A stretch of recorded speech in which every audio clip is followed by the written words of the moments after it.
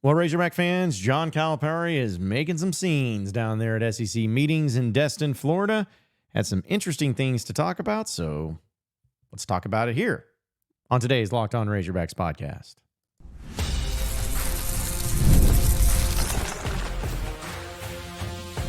You are Locked On Razorbacks, your daily podcast on the Arkansas Razorbacks, part of the Locked On Podcast Network, your team every day. And welcome into the Locked On Razorbacks podcast. I am your host, John Nabors. I am also the host of the John Nabors Show, which you can catch every weekday afternoon from 4 to 6 on Natty State Sports and nattystatesports.com. Hope everybody's having a wonderful Thursday, as I appreciate people who are watching my nonsense from the beach earlier this week. Don't worry, I know I looked like a tool, but that's okay. I appreciate you listening in anyways. But I'm back in Fayetteville, exhausted, but still plenty of things to talk about. But it's so funny because I was down there in Destin, and it was I wouldn't say it's an impromptu trip, but when I went down there, it was touch and go. Like I didn't know if I was going to be able to make it or not. It was kind of last minute. This trip playing with my friends. And if I would have planned it out a little bit better, or at least had an idea that I was going to be down there, I would have loved to have gone to SEC meetings, which is always in the Destin area. But John Calipari, the Razorback head basketball coach now, still weird to say, was down there, and he was talking with some media and was able to catch a little bit of it from Brandon Marcello, who does a great job covering college football, but also just covers sports in general for 24/7 Sports. And so I was driving back from Destin and got to hear John Calipari when he started talking to everybody. And, you know, a few things popped out. We're going to talk about some of it. But the main thing was, at least the one that I got asked about, was about Calipari and playing 8 to 9 guys, or just playing 8 guys. That has been talked about. It's been discussed. He's been quoted as it, and he's sticking by it. Now, why is this a thing? Why is this a conversation? Why is this, I'm not even going to call it a problem, but why is it becoming a thing? Well, let's be honest. It's something to where coaches forever, and especially this day and age, understand that 8 players is really all you need to put together a championship basketball roster. 8 players. Very, very, very few teams at the high level play more than 8 players. And if they do, it's because someone's hurt, or someone's in foul trouble, or suspended, or whatever. 8 players is kind of the thing. It's just the go-to. And I think people are reacting a certain way to Cal because of this, mainly due to, well, you need 13 players, scholarship players. You know, no coach has ever come out and just said, hey, we only need 8. And the rest of it, we'll see. It's always been about, well, we want guys that want to be able to compete and make each other better and go into practices and get after it and build our team. And we're going to tell them that, hey, next year you're the guy and stuff. Baloney. Nonsense. 8 players. That's all you need. Right? 8 players. So I appreciate the honesty coming from Cal. And he also went in and saying not only just 8 players, but we're not doing it with 6 to 7 freshmen anymore. You need 3. And the rest you go into the portal. The rest you get guys to come back another year. The rest you put together of experienced, older guys that are at least in a position to where they've been really good in the standpoint of being a player that matters in college basketball. So people are wondering how this is going to go. Well, my thing is like, I like the honesty, but I also think his point is valid. Why would you, in this day and age with the transfer portal and everything, why would you lie to players? Why would you lie to players? Yes, you get 13 scholarships. Yes, you want all the best players to play. But there can only be 5 on the court at once. And nobody's going to sit and ride the bench for a year and be fine with it. At least not the high-level players. Players that are guys that could have gone anywhere, could have gone to other places, could have gone and started elsewhere. They're not doing that. They're not dealing with that. They want to play. And now, because of how the current setup is in college basketball and just college sports, you can play immediately wherever you go. So why would you sit back, being the 11th guy on the team who doesn't play, who could play elsewhere, there's no reason. And especially if you got some of those players involved with, like, got them on NIL or whatever, you feel like, well, we just paid X amount of dollars to have a player come in that didn't even play and ended up leaving anyways to go elsewhere. This is not a good formula. It's not a good setup. It's not good. It's not what should happen. So instead of just blowing sunshine up one another's fannies, just be honest about it. And that's what Cal's doing. He's like, I want 8 players, and let's just go with all of our NIL funding into getting those 8 players, get the best 8 players possible, and the rest of the guys can, walk-ons or whatever, take care of itself. They get a good deal, too. They get a scholarship. I know that's not exactly turning people's heads in some regards, but scholarship is important. Some guys are getting that. And also, the fact that not only are you getting those high-end, high-level players, but you're being honest with them. And it's like, hey, this is the amount of money we got. This is what you get. Come on. This will be your role. It's not being like, well, if you practice really hard and you work into... No, this is your role.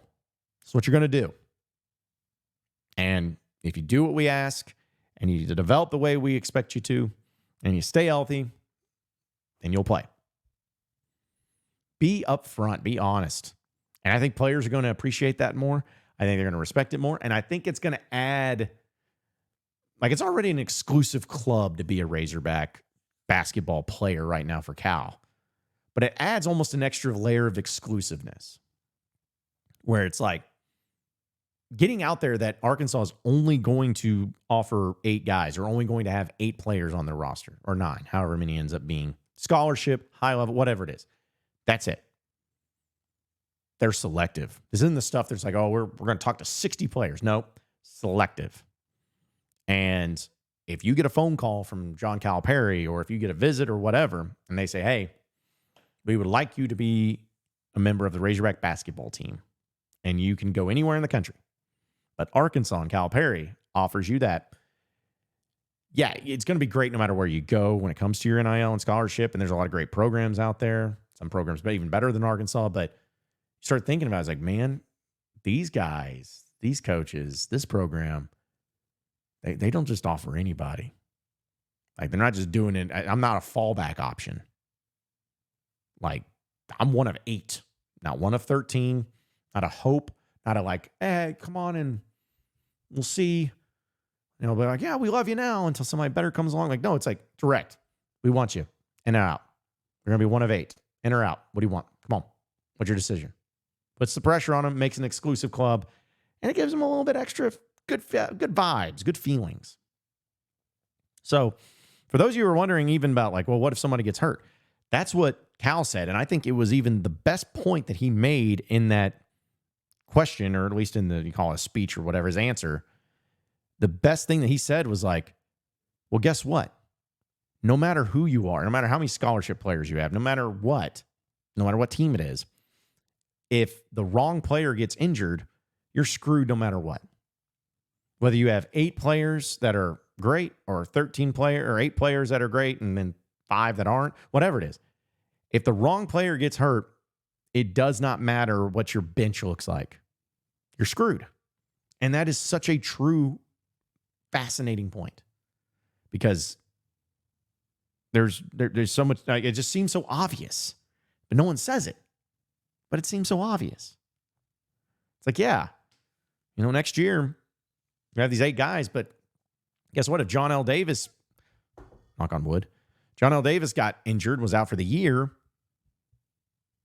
it wouldn't matter who was on our bench. It wouldn't matter who was our 9th guy. It's going to be a problem, and we're going to suffer for it. So I like the honesty from Cal.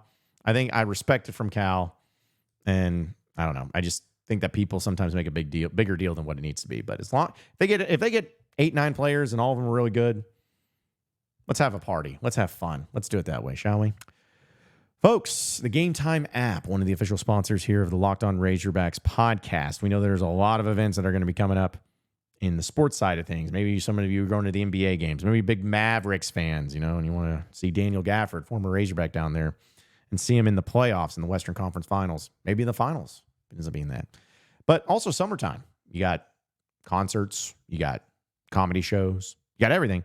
You want to get the best tickets. You want to get the best deal, and you want to have it on an easy app. That's what Gametime does for you.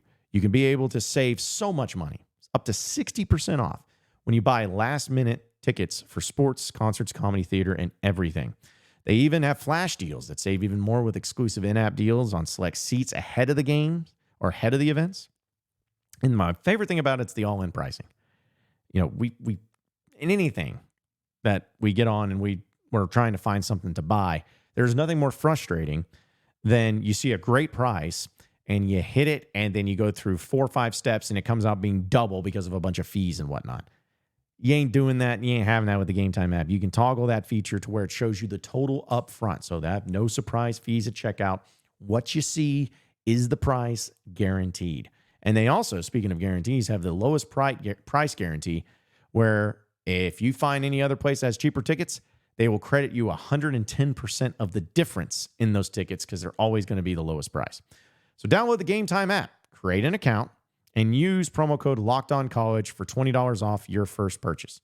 Terms apply. Again, create an account and redeem code LOCKEDONCOLLEGE for $20 off your first purchase. Download the Gametime app today. Last minute tickets, lowest price, guaranteed.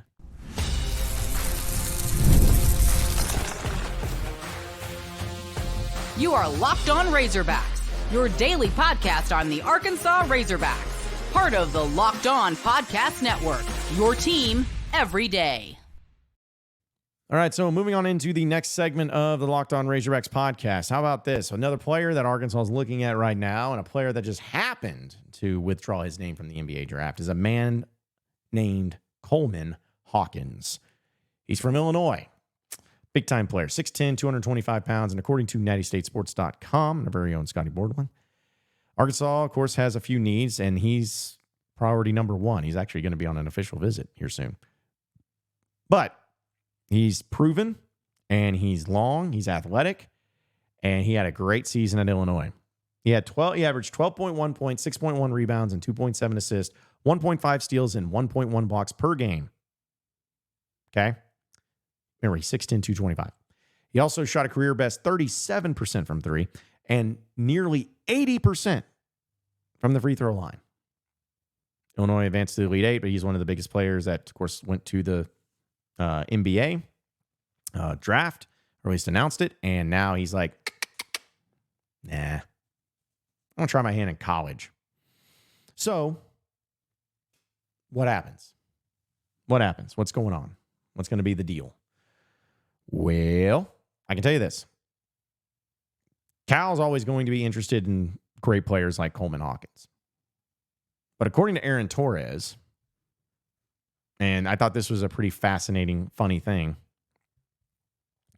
Coleman Hawkins, per a source, has let his agent already let the schools know that he's looking for a payday on par with Great Osabor.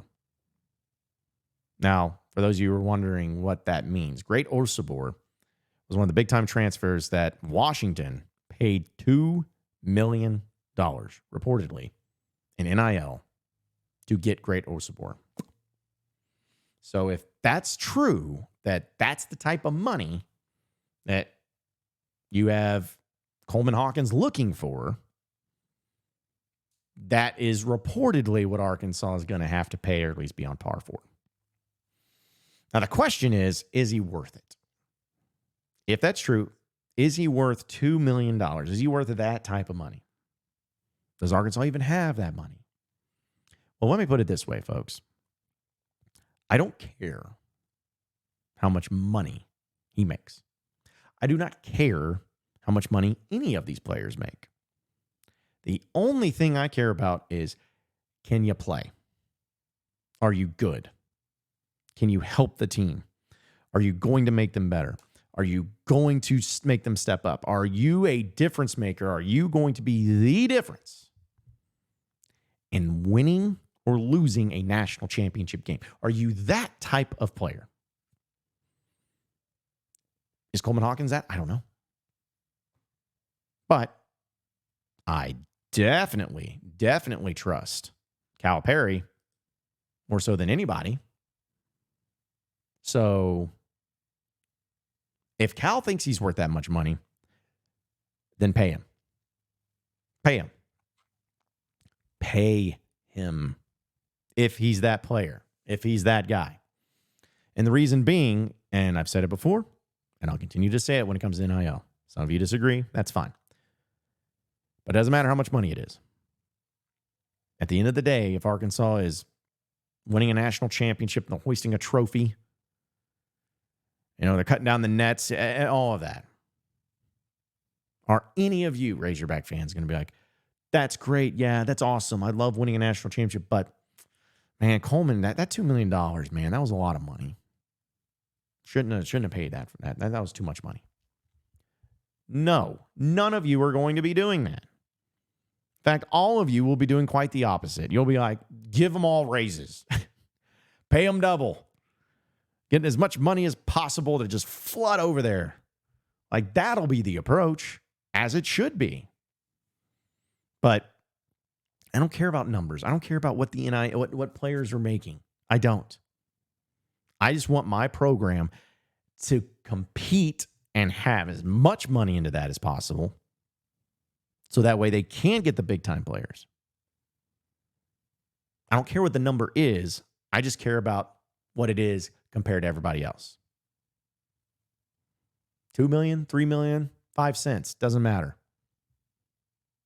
Are you being able to beat out the other guys, the other schools, the other coaches? Are you able to give them an offer that's better because you know that they're that caliber of player? If you are, great. Nothing else matters. Kind of hope they do to get Coleman Hawkins, though. It would be kind of a nice little fun addition. Be fun to talk about, too.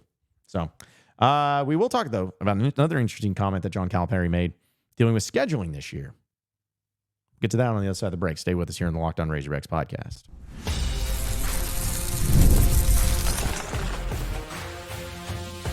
You are Locked On Razorbacks, your daily podcast on the Arkansas Razorbacks. Part of the Locked On Podcast Network, your team every day. All right, so final segment here on the Locked On Razorbacks podcast. A thing that I thought was interesting about Calipari and what he said at SEC meetings is about the schedule. It doesn't look like they're going to be doing the San Diego trip of a lifetime, whatever that was. That was more of a must thing anyways. But it does look like that they are going to be doing something else that's pretty cool. They're playing a game. Of course, they're going to be playing Bud Walton. They're going to be playing in Little Rock, as we all know. But according to Calipari, they're going to be playing a game in Dallas. He did not say which specific game, but he mentioned Dallas, like specifically as direct, like we're playing a game there. I would assume it's at the American Airlines Center or whatever the Mavericks play. And yeah, and then he went on to say, we're also, we need to play at places like Madison Square Garden because, that's the type of national recruiting we want to do. He did not say for sure that they would, just saying that they needed to play in that caliber. So here's my thing real quick. If they're playing in Dallas, what that tells me is that they're going to have a marquee opponent. They're not playing some, Rice in Dallas. They're playing somebody legit. Could it be Kansas? Could it be somebody like that? I don't know, but you're not going down there to play in that arena randomly to play nobody. It's going to be big. But if they actually are playing at Madison Square Garden, if they are, you talk about a caliber of opponent that could be massive. Again, I don't know if they for sure, but you think, what if they played UConn up there? You know how awesome that would be to play the two-time defending champs in Madison Square Garden? Play a Georgetown. I know they're still a big name at least. Play St. John's. Get old Rick Pitino to go out there and have that type of matchup. That would be fun. So, I don't care. I just know it's going to be great games. And that is the Cal effect in full swing. You play big-time opponents. You do it. And you do it well. And you sign them up, and you get after it, and you have some fun. That's what it's about. And I think Arkansas is going to do that. Cal's going to set up those games, and it's going to be awesome. So appreciate everybody listening in to the Locked On Razorbacks podcast. Be sure to like and subscribe to the podcast on iTunes or Google Play. You can also get after me on Twitter at the John Nabors Show for any questions, comments, concerns that you may have. Keep it going from there. Same podcast time, same podcast channel.